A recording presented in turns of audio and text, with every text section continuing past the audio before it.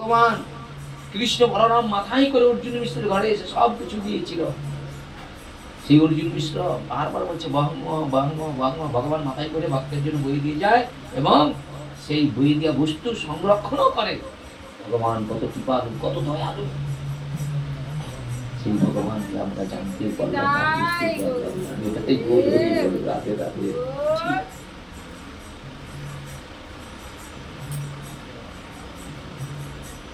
আরে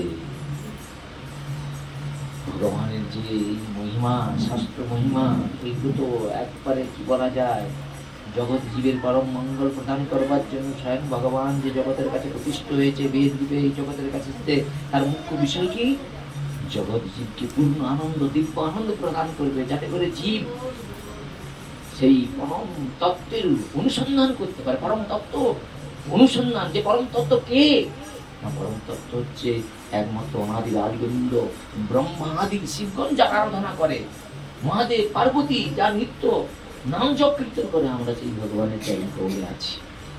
আমরা বড় বৃক্ষের চরণে আছি।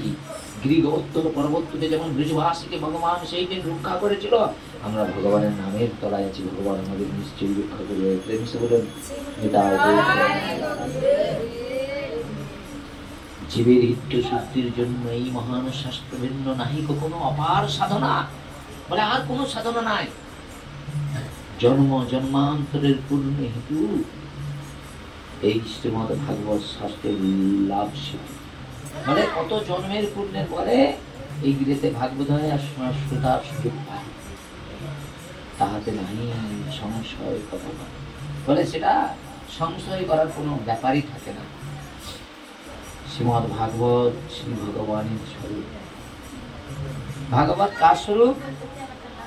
হরে কৃষ্ণ। ভাগবত কার স্বরূপ? ভগবানের স্বরূপ। মুখশ্রী বাণী ভগবানের স্বরূপ। আপনারা জানেন ভাগবত ভগবানের স্বরূপ? জানেন হ্যাঁ কিনা বলুন? জানেন? জানেন? হ্যাঁ জানেন? কি কি আছে বলুন, একটু বলুন যে ভগবানের স্বরূপ কিভাবে, তা আপনাকে যদি বোঝাতে হবে যে ভাগবত ভগবানের স্বরূপ কিরকম। বলে ভগবানের যে দ্বাদশ অঙ্গ, ভগবানের 10টা অঙ্গ।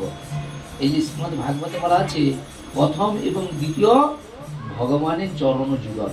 খুব মন দিয়ে শুনুন, তাহলে দুটো হয়ে গেল, হাতে গাঁট গুনুন, ঠিক আছে।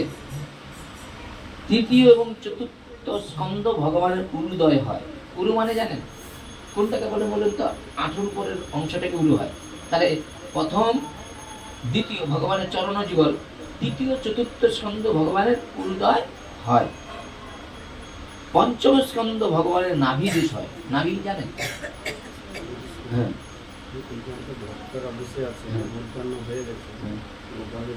তাহলে বিশ্রাম করে দিচ্ছিল। হ্যাঁ তাই তাই তাই করলেন, তাই করলেন, তাই করলেন। হ্যাঁ নিতাই গৌর প্রেমানন্দে। ভক্তেশ্বর ভগবান কি? নিতাই গৌর প্রেমানন্দে। গোপাল যখন ভোগের জায়গায় চলে যাচ্ছে, আমরা আর বেশিক্ষণ থাকবো না। ভগবান আমাদের ছেড়ে চলে গেলে আমরা কোথায় যাবো, কোথায় জীব? বুঝেছি? তাহলে পঞ্চম স্কন্ধ ভগবানের নাভি দেশ হয়। ষষ্ঠম স্কন্ধ ভগবানের হৃদয়। হৃদয় মানে জানেন কোনটা বলুন তো?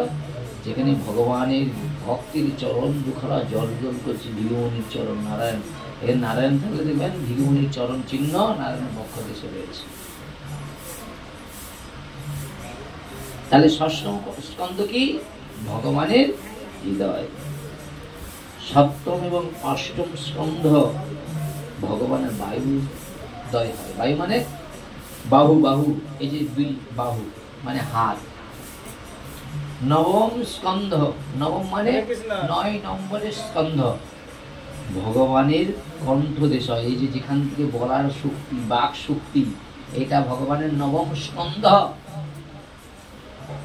দশম স্কন্ধ ভগবানের মধুর হাস্যযুক্ত শ্রীবদন। দেখেন ভগবানের হাসিটা দেখুন, হাসিটা দেখুন। এই যে ভগবানের হাসি মানে এটা হচ্ছে ভগবানের দশম স্কন্ধ, ভগবানের মধুর হাসিযুক্ত শ্রীবদন। একাদশ স্কন্ধ মানে 11, একাদশ মানে 11 ভগবানের ললাট দেশ হয়, মানে ভাগ্য দেশ। তাহলে হে ভগবান, আমার থেকে অধম খারাপ, তারা আমার চোখের একদিকে এত সব কিছু করছে, আর আমি এত ভালো হয়ে কেন দুঃখ পাচ্ছি? বলে পূর্ব জন্মকৃত কর্মের ফল বাবা আপনাকে পেতে হবে। এই ললাট, সেই ললাটের গ্রহ রেখা নক্ষত্রকে পাল্টানোর জন্য সৎসঙ্গে যাও, পরমানন্দে হাতে তালি দিয়ে হরে কৃষ্ণ মহামন্ত্র জপ করেন, বুঝেছেন? এরপরে বললেন দ্বাদশ স্কন্ধ ভগবানের শিরদেশ হয়, শির মানে মস্তক। এবার সেই মহান আচার্য ব্যাসদেব কলম দিচ্ছে।